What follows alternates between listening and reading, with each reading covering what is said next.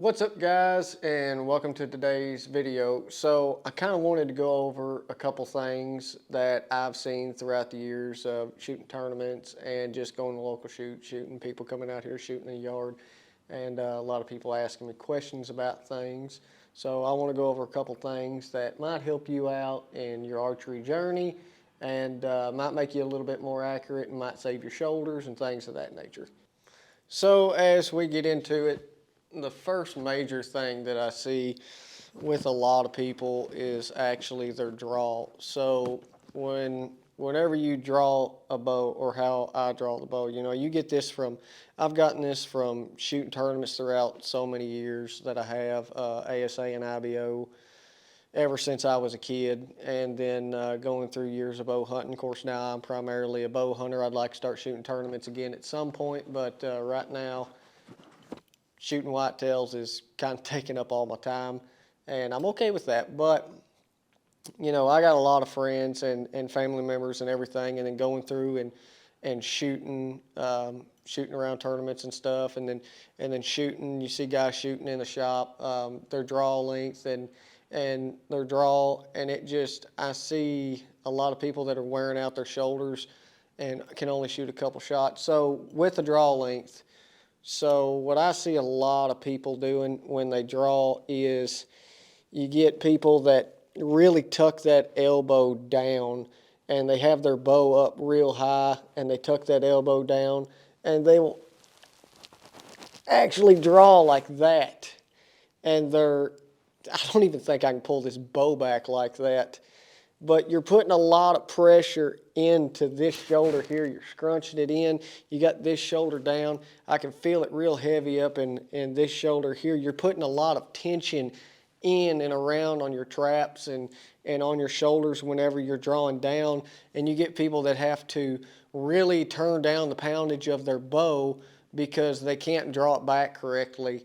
And if you ever draw a bow back like that, it's just putting a lot of pressure down on it. And yeah, and you're turning, so you'll see people turn like that, and it's hard on your shoulders and backs.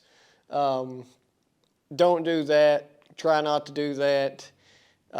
If you do it the way that I'm going to show you, you'll probably actually be able to shoot heavier poundage over time, and then you're not going to wear yourself out.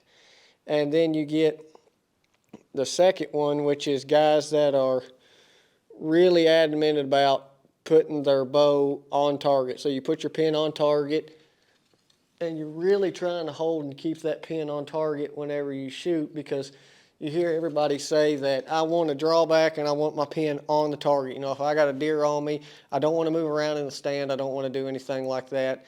You want to have as least amount of movement as possible, and I understand that. But if you're really trying to draw back slow and keep your pin on the deer, especially with your adrenaline going, the buck's coming in, whatever you're hunting's coming in, your adrenaline's coming up, you're trying to draw back as slow and as smooth as possible, you're actually going to create more movement because you're going to struggle more to get that bow back, trying to be quiet and stealthy. So the correct way, and what a lot of pros do, you'll see guys like Chris B., Levi Morgan, George Riles, everybody that shoots a compound proficiently, that is shooting tournaments, Hunter Hogan, all of them guys, they're going to do it the same way that I do it. And you start to see kind of a pattern of a bunch of pros doing something. There's something to it. So what I do and what a lot of other people do, so whenever I stand and I'm facing a target, a lot of guys will stand like this, and they'll stand real square with it. Everybody wants their shoulder square with the target when they draw back. I have more of an open stance to the target. My feet's a little bit wider. I'm just a little bit past shoulder to shoulder with my feet. Stand a little bit more open. And what I'm doing is I'm bringing the bow up. I got a high elbow, my bow's up, and my bow arm is level with my eyes. maybe just a little bit above my eyes. And when I draw back, it is more of a rotation. So I have leverage, I'm coming in, and I'm basically, my core is tight. So I'm coming in, I come up, and when I draw, I am rotating, pushing, pulling, rotating my core. So I'm using a full body movement while I do it, and that's kind of why, you know, I have people that joke around with me, you're 110 pounds and you got abs, and you don't do any ab workouts. And I'm like, well, you know, that comes from a whole body movement of drawing a bow back for so many years. It actually is a good core workout too. But so you're going to come up, get your grip, eye level, rotate your body. And it's not a real drastic movement whenever you do it. And if you do it that way, you can do it slow. So if I'm hunting, I got a deer coming in, I'm doing a fluid movement, and that deer's not, it's going to be less movement in the deer's eyes. I've never had a deer bust me whenever I'm drawing back like that. And the second thing with this is, I actually got a question about this the other day. So I had a guy come up and ask me, whenever I shoot, he said, whenever you shoot, and I see a lot of other guys do this, is what he was talking about is when I shoot, he sees my rear arm, so my front arm's going forward and my rear arm's going back. And he said, I see a lot of pros doing that, so why do you do it, and how do I do it? So what that is I see a lot of guys, whenever they're shooting bows, whether it is a hinge release, a thumb button, an index finger, every guy, whenever they shoot, they stay, a lot of people when they shoot, they stay right here. They stay right at their face. And what that is you're essentially, it's technically trigger punching. Is technically what it is. It is a slight form of target panic. When people try to, everybody is trying to not move so much with a bow. So whenever you draw a bow back, whenever you go to fire that release, your pin's on target, everyone kind of thinks that I have to be still and have as least amount of influence on that bow as possible. And that is correct in a sense, but archery is about, you're going to have movement. Archery is about repeatable movement. So if you can consistently repeat the same movement over and over again, you're going to have and be more accurate. You're going to have tighter groups. You're going to be able to shoot longer range. I understand that everybody is not perfect. I'm not perfect, but you are going to have some form of movement. So what gets me to come back like I do? So what I do is I push and pull into the bow more than the average person. I understand the bow is going to have more movement. If you pull back and you push forward with your bow hand a little bit more, and you're going to hold a little bit steady. You're going to hold steadier. You're going to hold a little bit steadier. It's going to help you out, especially in stressful situations. So what I will do is I come in, I push and pull. I got a high elbow, and I got a hoodie on, so it's not showing it, but there's a big triangle where my bow arm is, my release hand.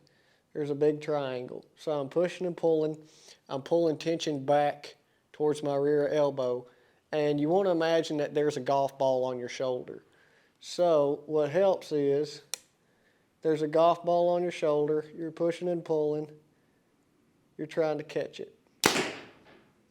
You got a golf ball right there. You're trying to catch that golf ball. That helps out a lot. And that just is something that takes time.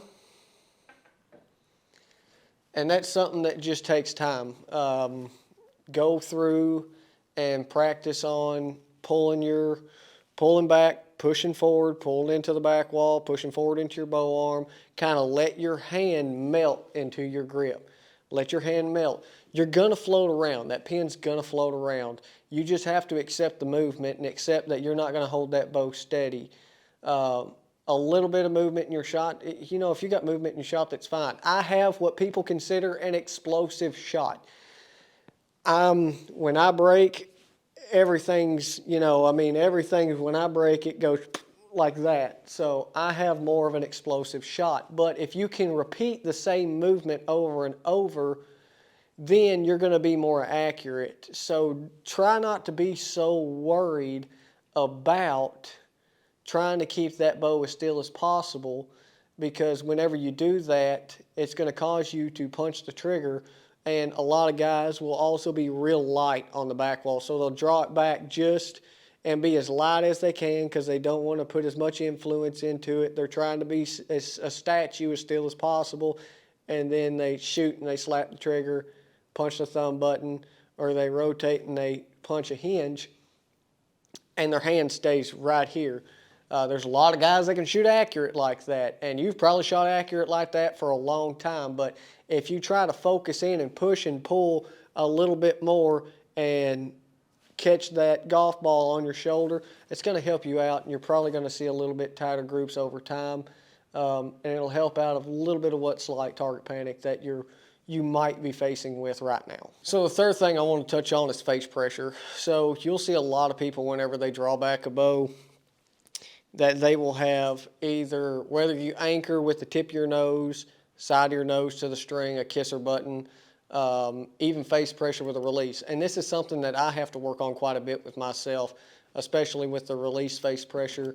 But you'll see a lot of guys, whenever they draw back their bow, they move your head around a lot. They get the bow set and they're bringing the bow to them, but they're also moving to the bow.